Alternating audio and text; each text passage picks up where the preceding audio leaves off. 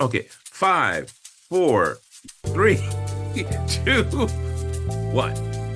Hey, ladies and gentlemen, welcome to Tell the Damn Story, the Yep. show that goes through, celebrates the trials and tribulations, and the challenges, the victories, and the failures of creativity. And we talk about ours, so hopefully you have less of yours.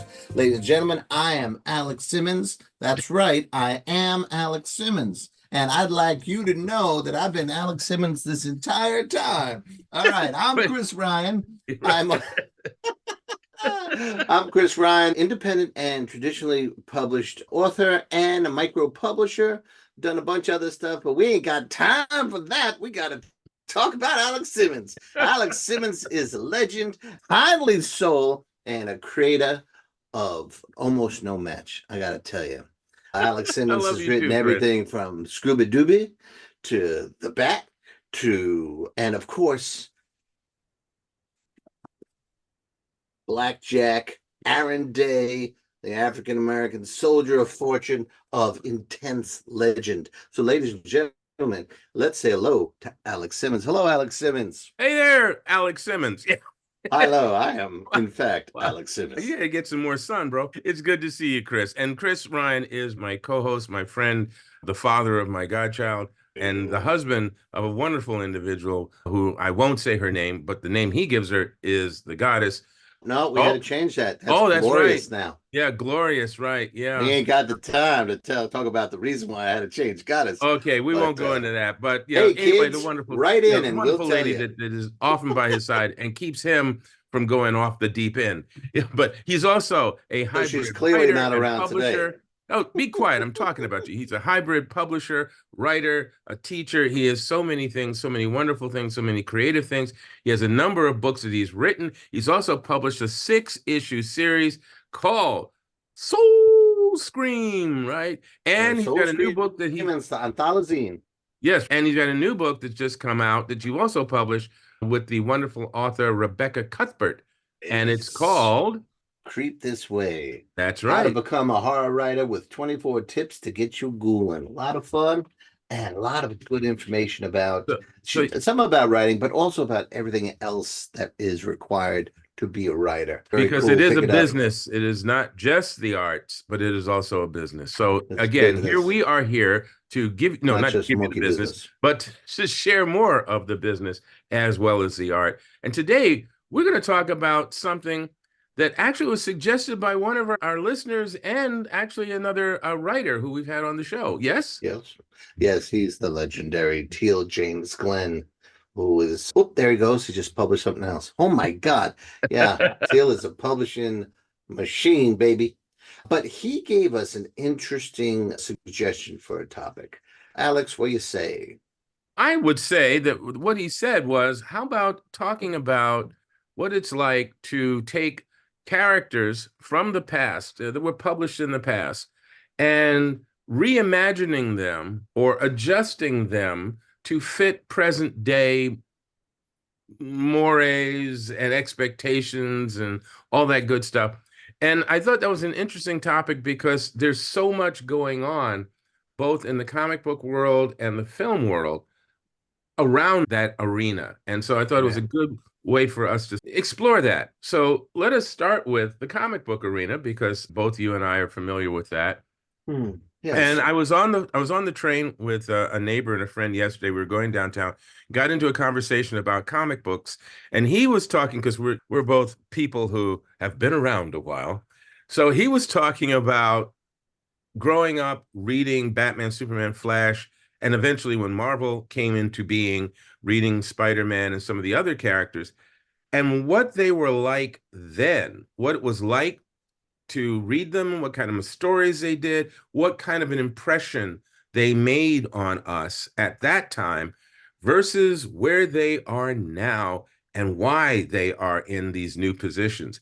And so I thought that one of them was the Batman was a great character to talk about because the Batman of the 1930s, I mean, he was created in 1939. The Batman, the first couple of issues, he carried a gun. And then a major decision was made. Batman would never take life. Right. Right. So from 1940 something, especially when Robin joined him, on forward into almost the 90s, he did not take a life.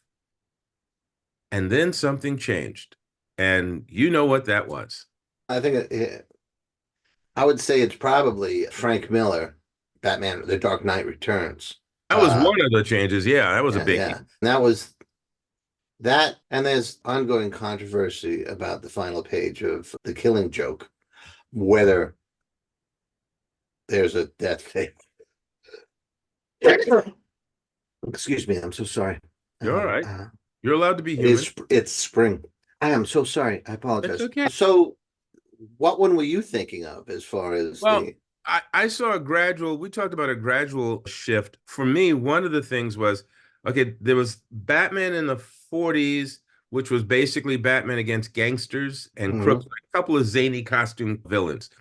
Batman in the 50s into the 60s started encountering these strange alien scenarios. That might, all right, so Right. that was a little bit more whimsical, right? And asterisk for that era because that was a direct reaction to congressional Comics Code. hearings Yeah. and the whole thing about seduction of of the innocent. And one of the accusations there was that Batman and Robin suggested a man-boy homosexual relationship. So these guys were separated and they got very boxy and hey, chum, and they didn't horror comics, gangster comics were all getting slammed, and that's why all of a sudden Batman was fighting. The aliens at that. And then 60s, our guys came. Right. But again, even in the 60s, it was now the social consciousness was in a different place. And so slowly but surely, some of our superheroes in I, particular, I know you would think of Green Arrow and Green Lantern, but some of our superheroes began to become socially conscious. And that's also the time period that Marvel was created, where superheroes began to have a basis in a bit of reality. Let's put it that way. So the Fantastic Four and Spider-Man were definitely New York based. right, And you had Spider-Man living in Queens, in a neighborhood in Queens that was right. identifiable. The Baxter Building But was in a certain specific spot in Manhattan. And but also in the 60s, all the DC characters got rebooted. And those were the ones we grew up knowing. The Flash was different costume, different person, also you got secret Wally identity, West, you got a Kid Green Flash. Lantern, right? Green Lantern, and Batman and Superman slightly rebooted, but not too much. But there were a lot of characters, and then a lot of characters fell away. Dr. Midnight, all those people, Hawkman got reinvented, all that stuff. So when we were growing up reading the originals that we thought were the originals, they were second generation. A lot of them had already been rebooted. And now these us old guys are like, they're changing things that don't need to be changed. But we were second generation. Well, what do you mean we, Kimasabi? Because I got here a little bit earlier than you. Yeah, So but you weren't reading in the 30s. You no, were but I was reading in the 50s, the late right. 50s. So I was getting some of the Batman that was a holdover, not from more of a holdover from the 40s. There was a little bit of that left. And then as we got, because I was born in 52, so people can do the math. As we got into the 60s, we saw the transition, another very clear transition. And again, what we're talking about here really is how artists who are influenced by the time period that they're growing up and that they're living in, Right. when they come to the drawing board, to the keyboards to tell stories about these characters, obviously we come with our own sensibilities and experiences and POVs, and that plus whatever is going on at that time that we are now on the job begins to Right. influence what happens with these characters. And some characters were easier to reimagine, if you will, or to make subtle changes to and carry on than others. There was some Well, like Bounce Boy. What do you do with that in the 60s? bouncing boy. In the 60s, in the early 60s, when the Legionnaires were bouncing boy was one of many. But once you got, you even saw him a little bit in the later 60s and a little tiny bit in the 70s. But then when people started getting body conscious, he disappeared. when a lot of people disappeared. I'm sorry, go ahead. There are some people that I think in these times you could do a very dramatic reboot in. The Creep, Mark Waid recently used The Creeper. I didn't read the book, but he, Spectre, Plastic Man, there's a lot of social commentary that you could, I would love to reboot Plastic Man, He has been. but I mean for the 2020s. And just, he was a pretty surreal and, Humor. if objectively Yeah. nutty, if not insane character. I think he's really good for these times. The thing is, there's some work being done with him now where he's being played as actually being so powerful because of his abilities that they're really pitting him against some of the stronger Superman type characters. And again, I've only glimpsed pages of these things Mm. recently, but it's interesting because again, that's what's happening. Someone, just like you're saying, someone has gone, wait a minute, let me think about this character. Let me think about what he can do. Let me think about how far we can take this. And it's very much what has happened with some of the characters that we were talking about earlier. Like Batman in the 50s and in the 60s was still in a frame of mind in terms of the way he was presented. I'm a super cop. I have this cool costume. I fight bad guys. I put on the air of being a playboy. I have this kid that's hanging with me. This is cool. We have a normal life. We have laughs, all that stuff. Suddenly, at a certain point, he became quote unquote more brooding. And then by the 80s and into the 90s, he needed serious therapy. They were really pushing the trauma that he experienced that then turned him into the Dark Knight. And where does that go? And then you have what they did with his sidekicks, and that became even more extreme or more intense or darker, however you want to phrase that. And again, reflections of what did people think the audience wanted, and where were the artists and the publishers, the editors, where were their mindsets about what needed to be produced in order to make sales? I'd like to spin out two areas of this conversation. Sure. Since we're there with Batman now, is there any time any characters in your mind were taken too far? Oh God, yeah, yeah, yeah, yeah. One in particular, and it's not even one of my favorite characters. I have nothing against the character, but it was the book.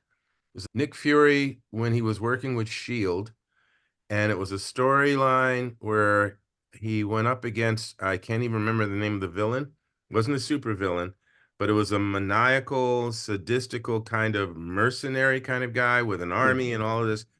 And at the end of the story, it was a multiple issue story. At the end of the story, they get into this fight, and Nick winds up disemboweling the guy, and it just really became this carnage mess. It was like watching a Freddy Krueger movie in a Yeah. comic book. That was one that stood out to me. It was like super over the top, unnecessary for the effect.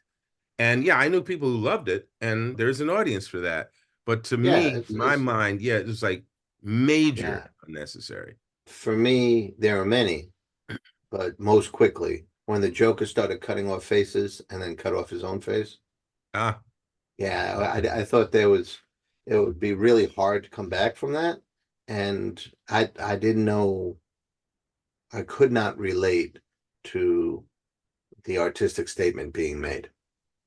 I'm not here to say it was wrong, but I just couldn't relate.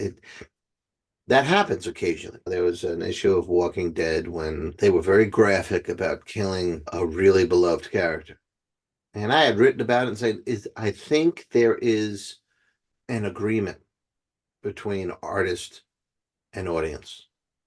If you're going to ask an audience to follow characters for a certain length of time, this is over 100 issues, you have to pay that character off. And there were some people who said that was the payoff, that all he did, everything he did, all his heroism, all his great rescues and all his great escapes and all that stuff, and his love were cut down by this vicious bad guy, another human.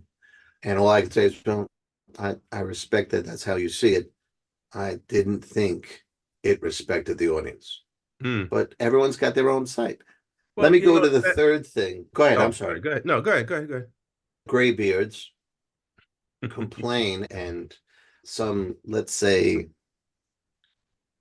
conservative comic fans get a little bit up in arms when a character is reimagined in a different gender Hmm. or of a different sexual persuasion, or on it goes, right? Hmm. What do you think? Does that matter? I think it matters in terms of, yes, it has an effect. And I think the question is, what is the mindset behind it?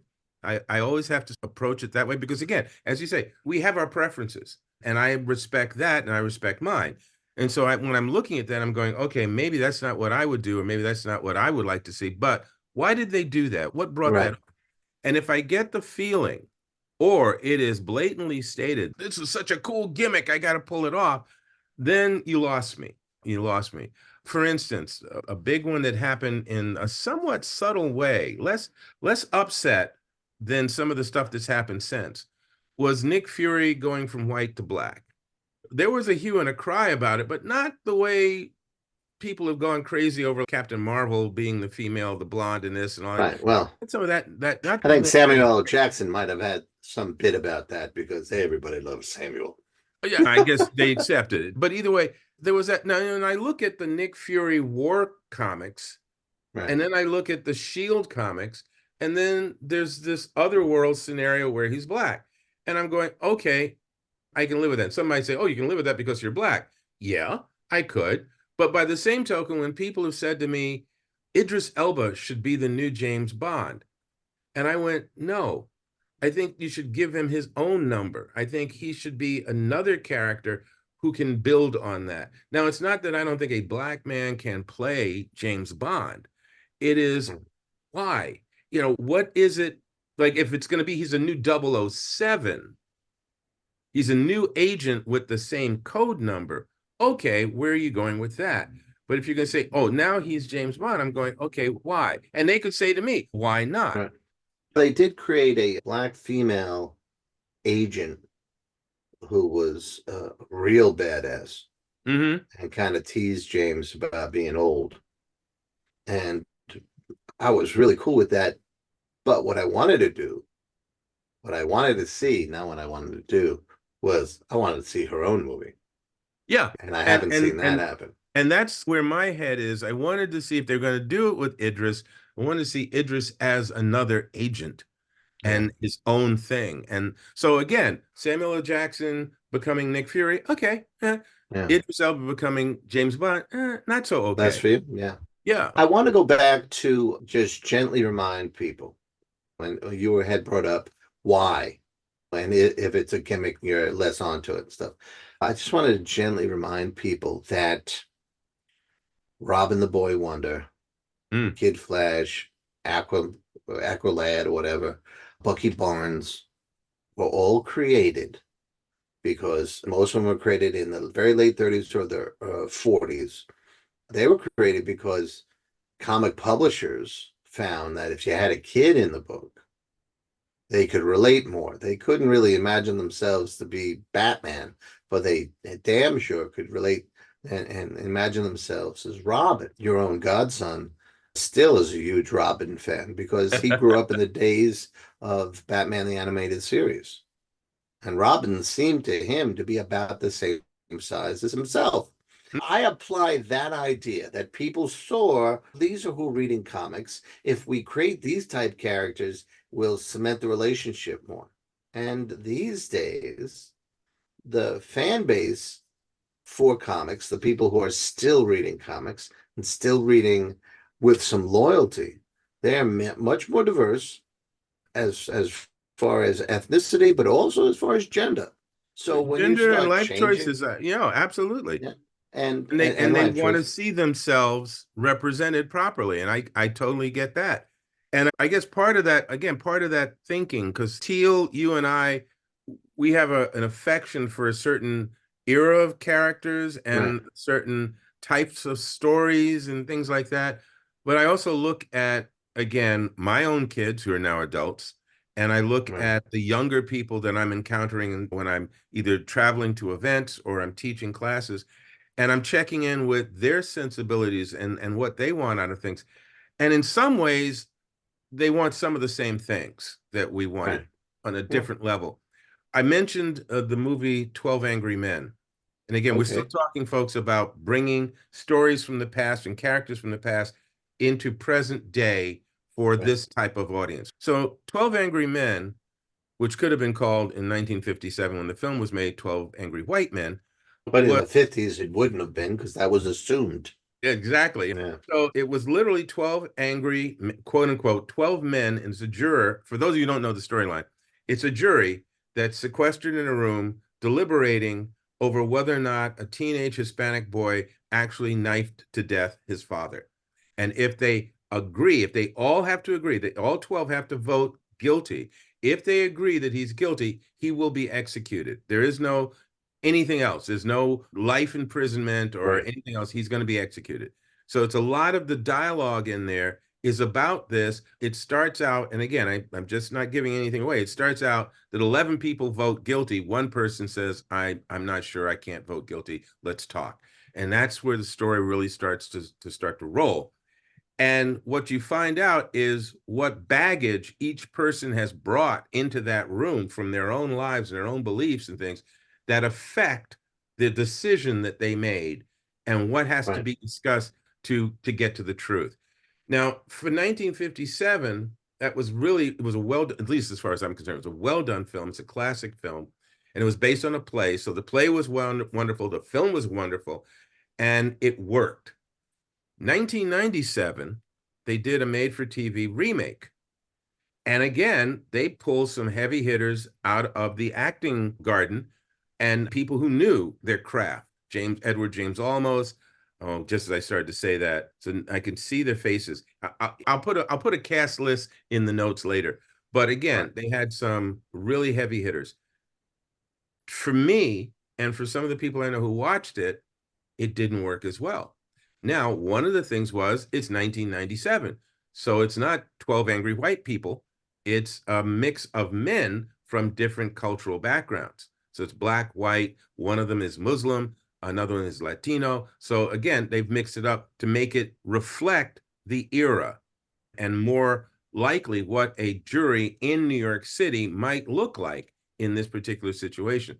So racial issues and other things came up in this one, but there was something about the story, the same storyline, but because of how they made these adjustments, I felt they didn't dig into the characters in that room far enough and authentically enough so that the same intensity and power came through. Right. And again, yeah, they made certain adjustments for the era, but then you had to do a little extra work. At least my feeling is they had to do a little extra work to get to the heart of the story and to the heart of some of these characters in a way that it would be equally as powerful, if not more. Let me say two things. One, 1997, right? Hmm. So far advanced from the 50s version. And here's the cast: Jack Lemmon, Yep. George C. Scott, James Gandolfini, Oh, Tony Danza, Courtney B. Vance, yep. William Peterson, Ossie Davis, Hume Cronin, Edward James Olmos, McKelty Williamson, Armin Mueller, I forget his Jeez. last name, Dorian Haywood, Yep. Mary McDonald as the judge, Therese Allen, and Douglas Spain. Douglas Spain was the accused. Now, there's another version of that called 12 Angry People. Hmm. And it's a fairly popular high school play license because it's a very mixed jury. And you actually, I always did alternate casting when I was a high school play director anyway. Hmm. What they call You can, non-traditional casting. yeah, when it comes to high school plays, you cast who has the talent. Hmm. And you don't get a choice. Oh, no, I need a blonde Germanic who's in the school. So I think it's a third iteration where it's still doing better, but you have to let things grow, You you have to know? let them grow, and you also have to seek, and I'm not saying they didn't seek it in the 97 version. I think that sometimes seeking the heart of the story, the core, or the heart of the really the meaty aspects of some of the characters, I think sometimes you miss. Sometimes Yeah. I almost wonder, and note I say almost wonder, if the fact that it was such a cast of prominent individuals, that if someone wasn't holding back, if the captain wasn't steering the ship because the crew was so, you know, so distinguished, that they got a chance to do their thing, their own thing. I don't know. I really don't Right. know. And I would be curious to find out somewhere down the line. But Yeah. again, back to what, I want to take you to the elephant in the room if I can. hang on a second, I'll finish my thought, Hmm? and then you bring in that elephant, bring in two elephants if Ooh. you want. I just want to say that again, it's about sometimes adjusting from the past to the present on a storyline or characters does require additional work, additional homework. And I don't know that's always the goal. So go ahead. What were you going to say? All right. I'm going to ask you to discuss the complaint that we hear so often. There's a lot of hate if things aren't exactly the way an audience wants, Mm-hmm. be it Star Wars or Marvel. Think of how much hate they had towards the Marvels or Ant-Man's latest movie, which there's a group of so-called fans that scream that these are the worst ever in the world and don't do this and don't go and see this. That's just a version of the big elephant question, which is if you want to have a female, or if you want to have a person of color, or if you want to have a gay character, create a entirely new character. Don't attach it to the character I love in the way that I love it. What do you say? First, Walter, Mr. Brandon, Eh, with all due respect to get off my people lawn. who might Go say ahead. that, to people who might say that, I happen to like certain old Western characters, heroes from the television shows that I used to watch as a kid. I do not expect that they're going to do a new Range Rider. Okay. I don't expect they're going to do a new Buffalo Bill Jr. I don't expect they're going to do a new Paladin. I have seen them attempt on three different occasions to do a new Lone Ranger, and it has not worked any of those times because of the way that the character was approached, loved, respected, whatever, back in those days. Somehow the consciousness that exists now doesn't see the value of that. Leave it alone.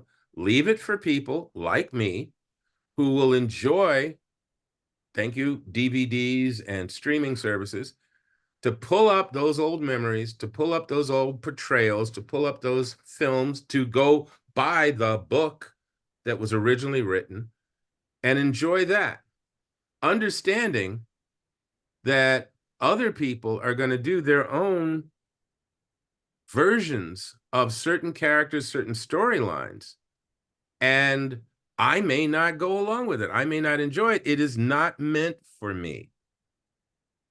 There's room for it. I may be displeased with seeing it, but how much energy, time, and life do you want to put into bitching about it? Really? you know, Some people make it like their main hobby. again, make the world that you want to live in. Go shoot the Right. film that you want to see. That's another way to Well, go. I Again, mean, go buy the old version and enjoy that. yeah, I enjoy my old stuff. But again, we don't control the future. None of us do, even the people with the big bucks. There could be another pandemic and the wealthiest of individuals could drop dead. We don't control everything. And right. subsequently, new visions are going to come about. There's going to be a Black Nick Fury. There's going to be multiple iterations of the Lone Ranger, and I'm not going to go for some of those, and that's Well, fine. And there's going to be different types of Sherlock Holmes, and that's the reality. And part of that is the beauty of art, because art is an interpretive thing. A new artist, two different painters, 50 years apart in age, can approach the same subject matter and see it differently and Yeah. render Well, it differently. And we have to make room for that. let me push you on that. Push me, go ahead, shove All me. right. And this is very, turns out to be very timely. This last week or so, Zack Snyder Hmm? video was released where he said when he had taken, I guess it was the Justice League job, or at least working for DC, one of the things they said to him was that, hey, listen, let's see what you come up with, but Batman doesn't kill. And he said, as soon as I heard that, I wanted to see what happened when he killed. Mm. Now, a lot of people will argue on in this issue or over there they killed, or in the movies previously he didn't kill. My take on it is I was fine with Samuel L. Jackson being Nick Fury because I could still see Nick Fury. I could see him as Nick Fury. He still had the Nick Fury-ness of it. The Batman not killing is sometimes frustrating, sure, because there's an argument to be made that at this point that he's doing the public disservice by not with the Joker. But there, I think there's so much more of a challenge to have a character that faces those, especially this particular character who's been so well established, and not kill. I thought that every time, and most of the DC movies have Batman killing somehow. We're not counting the 60s Adam West one. That was a different animal. But was it throwing people Oh, yeah, yeah. off roofs and that kind of stuff? Mike Keaton, yeah, he Yeah, blew up people, he shot people. yeah, he tied a weight to the Joker's ankle as the Joker was falling. Yep. So yeah, there was all that stuff. And then when we get to you get to Zack Snyder, there's machine guns and all that sort of stuff. And it did every single time knock me out of the story for that. You could still see traces of Batman, but that, Bat Tracy. is whatever. Is there, does that exist, or should we just say, wow, we're getting too old to enjoy a new iteration? I think it's a yes to both. In that, what Batman not taking a life means to us does not necessarily register with other people. For instance, for me, it is a challenge. It's like with great power comes great responsibility. It Mm-hmm. is a challenge. It is a superhuman challenge that because in the name of my mother and father who were brutally murdered before my eyes, I will put myself in danger every single time.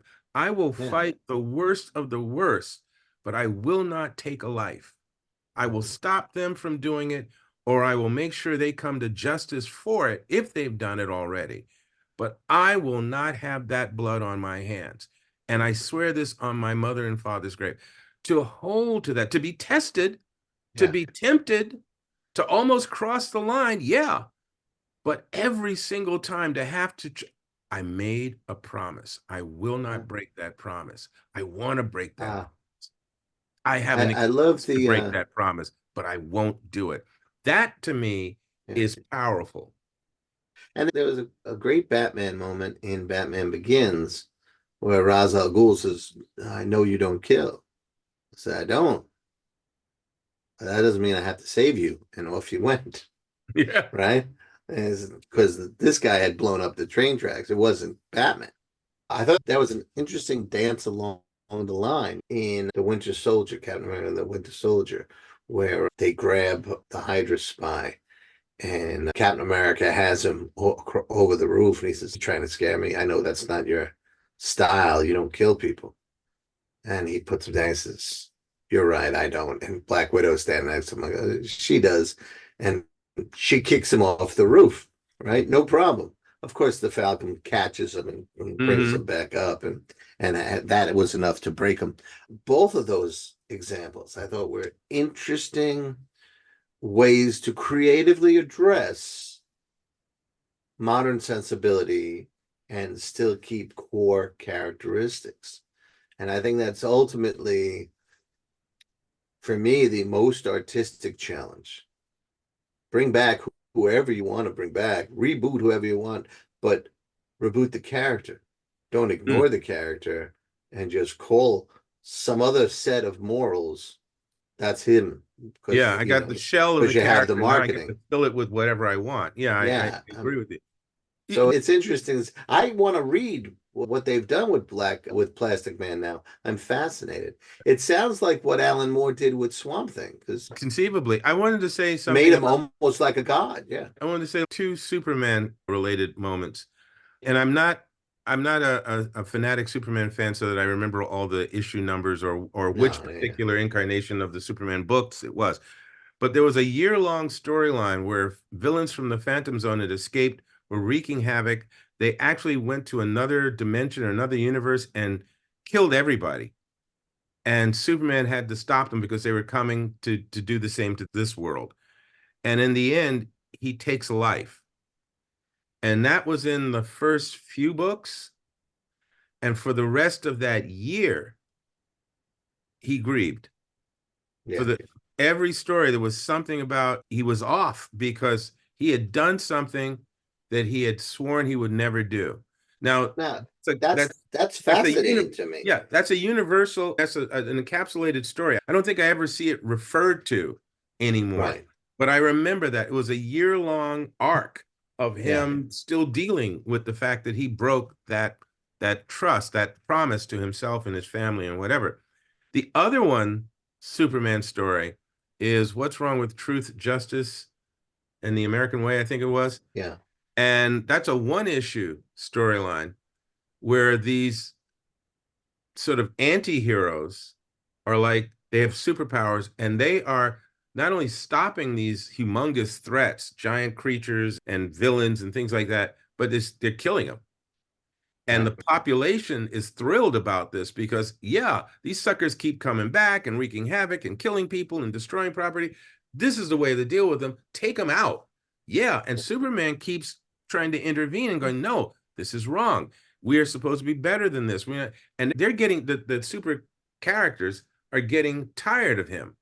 They're Hmm. starting to see him as first as cute, then annoying. Now, all right, now you're getting in our way. And finally they said, no, you know what? You're so much in our way. We got to take you out. And what I loved about the way that story was handled was it's like a high noon story. It really is. It's even played that way. He has to meet them the next morning. So he has that night. This is when he was married to Lois Lane. He has that night with Lois where they talk. And there's a moment where she realizes he doesn't know if he can take them. So she may lose him. They have another moment in the morning where he's above Metropolis and they're saying, okay, let's get it on. And he goes, I have just one request that we take this off world. Yeah. Don't want to do the damage here, which thank you. Because unlike in one of the other movies where they devastate skyscrapers Right. and like we see 6 people escape, hey, what about the other 2,000? But Yeah. okay, let's not go there. But okay, they go off world and then they go to town. Yeah. And it's this huge battle. And Again, I don't want good. to. I'm going to give it away. I'm going to give this one away. What? I'm No, going to break my own Alex rule. Simmons? I'm going This to is break not my the own real rule. Alex Simmons. Someone has rebooted him. I think it Yeah, was Zack that's right. Snyder. This is the new Okay. version. This is the new version. I'll say this much about that. They're beating the crap out of him until it's almost like something in him snaps and he realizes what he has to do. He has to meet them on their own ground and he obliterates them. And the leader is watching as Superman takes out his others. And he said, you don't, no, you don't do that. You don't do it. He says, I do now. And he comes for him. And I remember reading it. There was a part of my brain that's going, holy smoke. Yeah, these guys are despicable and everything. They were planning on killing him, but whoa. And I'll stop there. I'll simply Okay. say that handled, the climax of the story is well done, very satisfying to me. And I felt like that's like you were saying before with the angles you're talking about, that's a way to go Yeah. because here's the thing about now. I think maybe society, maybe people were just as mature, just as savvy in the 40s and the 50s as they are now. maybe. But they were all in agreement that this is the kind of stories we're going to get. You're going to get milk toast type of stories. You're always going to have happy ending kind of stories. Bad guys are always going to get caught, blah, blah, blah, blah, blah. Maybe that's what that was. Now you have a different paradigm to work with. Now it's show me the ugly side, show me the underbelly. Okay. But again, the challenge of being true to the connective tissue that creates that character, how we recognize a character as Superman, how we recognize a character as Batman, Spider-Man, whatever. Think of the last Spider-Man movie. You were talking about great power comes great Responsibility. responsibility. The Tom Holland Captain Spider-Man wanted to kill Green Goblin, Yeah. killing his hand. And Mhm. he was about to do it, and the other Spider-Man stopped him and got him to think. It was such a brilliant thing to take him without the support of people who were there in his steps and had warned him about the darkness that comes with going too far. Mhm. It was you still were working within the framework of what made that character tick. It was a great exploration. There's a spot, and I have to apologize. I don't know the name of this story, but there's a Superman story where a grieving Green Lantern that we've never met before comes to Superman, and he's asking Superman basically to kill him because he can't take the guilt. Superman, I don't do that. He says, I have to tell you, I'm the one who blew up Krypton. Oh, snap. What a great story. Now, there's a moral question. You give Superman every reason to kill this guy. This guy destroyed his whole world. What does Superman do? Now, that's a story for the ages. When I look at the killing Batman in the DCU movies, the reason they don't work, the Nolan ones work for me, but the other ones don't, because he never struggles. He doesn't struggle with killing or not killing. He's got guns everywhere. If he turns around backwards, he's got a gun coming out of his butt. He's got guns everywhere. So where's the moral dilemma for this guy? Where is whether you agree with him or not, whether you think, wow, he's psychotic at this point, the moral parameters make him a compelling character. So we must be careful when we reboot what we do with characters. I saw one By the way, drawing. I looked up, I'm trying to find the name of the story. They're telling me everything else but that. The Yeah. Green Lantern who came to Superman was Tomar Ray. So Yes. Who wrote it? Tomar hyphen RE, supposedly one of the greatest Green Lanterns ever.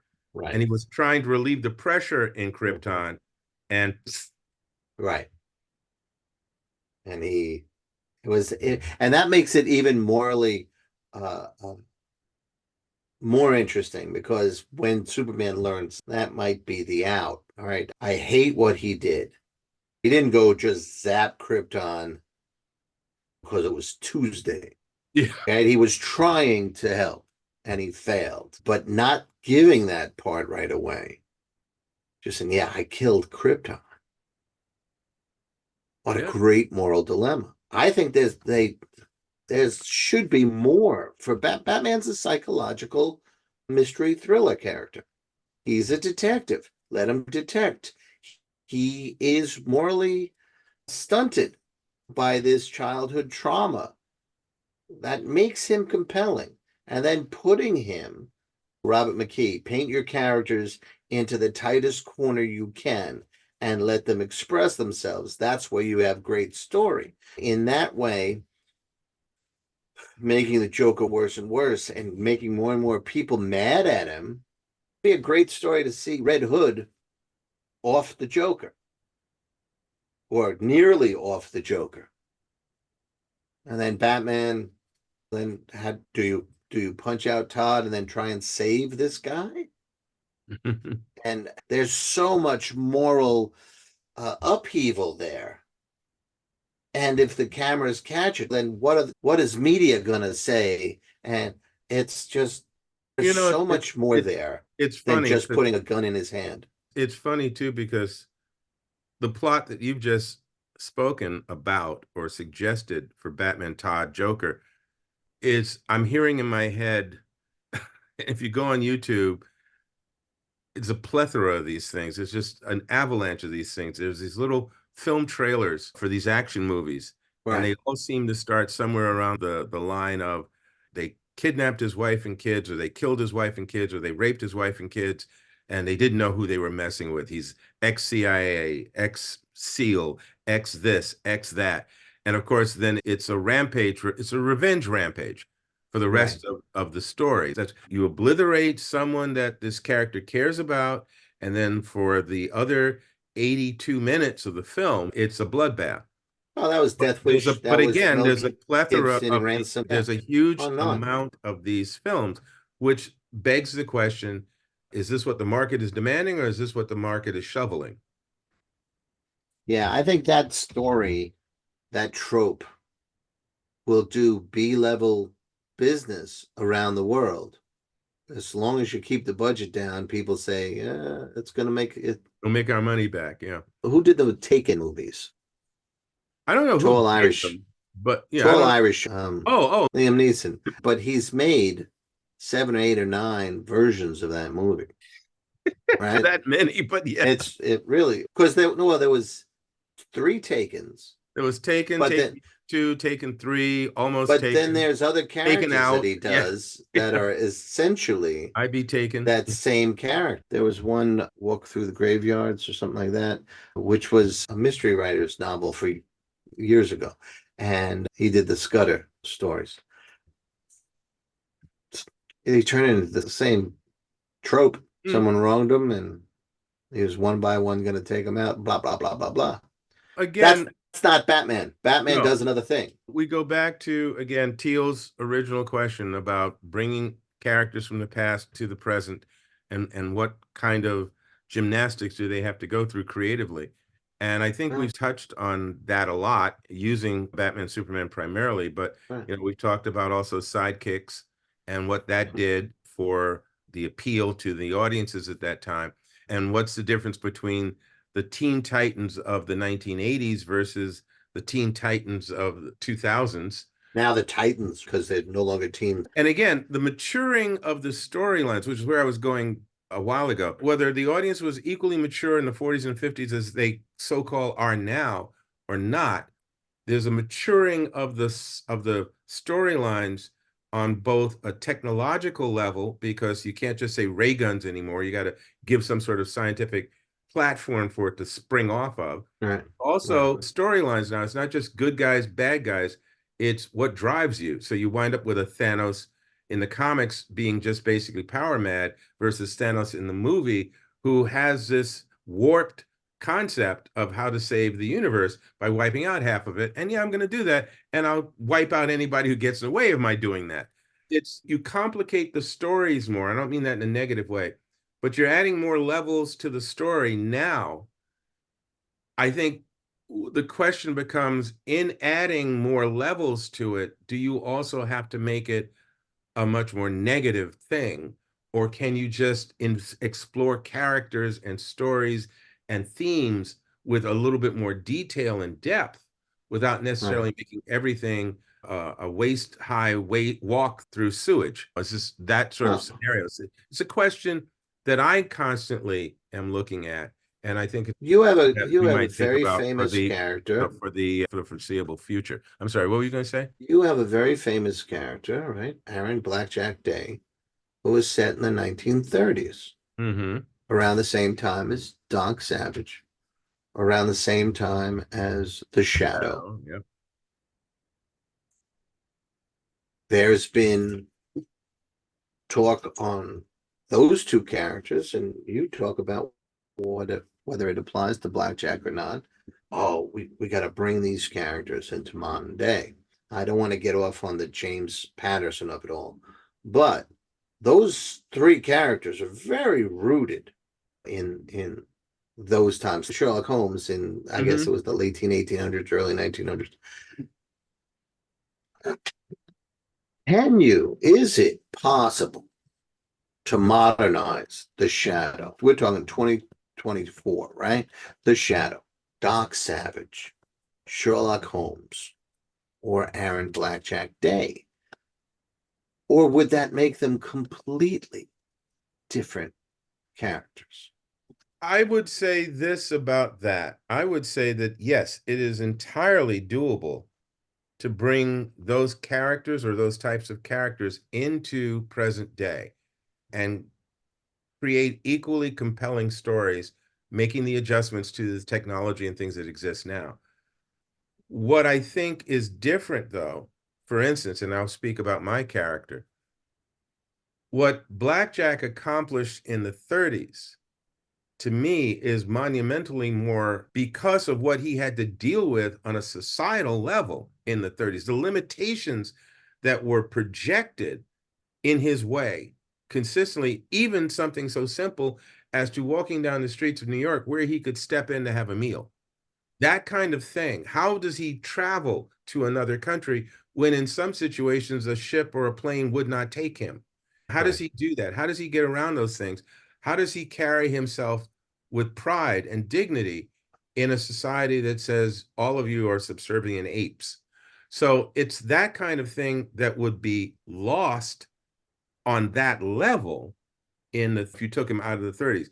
But does racism still exist? Yes. Are there still challenges and greed and treasures to be found and people to be bodyguarded and protected? Absolutely. Are there still conflicts, emotional conflicts between very powerful enemies and love affairs and all that? Absolutely. So yes, you could do that. You could definitely bring them forward. The adjustments you make would be significant, but I think absolutely doable. And I would only ask that the people who do it respect the source material. And I think that is the ultimate artistic challenge for a creator. How can you create the save or caretake the essence of what make that character compelling for all these years Yeah. in a modern setting? I Or would I does it would require a different character? right. You And I would know? actually point to, and I didn't say this before, but I should point to this to Sherlock, Yeah, because there's a perfect example. Character created for and during the late 1800s, early 1900s, very popular then, and has become just beloved fan clubs and everything globally in right. multiple languages. And then here comes the BBC and they do a present day show. And they'd done attempts at this before, but here Right. comes this quality driven Was that present day Cumberbatch? adventures of Sherlock Holmes and Right, Watson, and done by a person who obviously respected the source material, who right, obviously loved the source material, but also said, what would happen if we did it at this time period? What would have to change and what would be the same? right. Yeah. Similarly, Yeah, absolutely. Elementary, Excuse me. I'm the sorry. American version of that was Elementary. Right. Yeah. Exactly. And again, the thing that made that show compelling for me was you could see the caretaking. Okay, how do we put the essence of this brilliant character into this modern setting? And I Hmm. thought they handled it really well. And there You was a know, gender swap. there was the swap for Watson, Yep. and it was one, particularly well done, two, wonderfully cast, and that actress killed it, absolutely killed it. Well, she So does that with everything she does. yes, so there are ways to do it. Yeah. I saw a drawing, I mentioned this earlier, but I didn't finish the sentence, of Dr. Midnight, who I loved when I would see them, the JSA, once a summer growing up. She's a female now. I want to see, did they keep the essence of that odd character? I know Mr. Terrific has been black now for 20, 30 years, and he's Mr. Terrific to me. He's Hmm. perfect. He might be a better Mr. Terrific, than the originals. I like for his trivia? costume better. Yeah, I don't want to commit sacrilege there, but yeah, I thought they handled it really well. So it's possible, Yep. but respect has to be paid, thought has to go into it, empathy has to go into it, and it's a test for your creativity. Yep. Yep. Absolutely. Okay, Teal, that was Thank you, Teal. Yeah. expanded episode or expanded reaction to your question. I hope you find some use out of all the things that we said, but certainly a few of the specific things we said, which spoke to characters that you know and love as much as we do. If not, you can come on and correct us. Yeah, or join in. Okay, That's right. Okay, but once again, folks, please do what, Chris?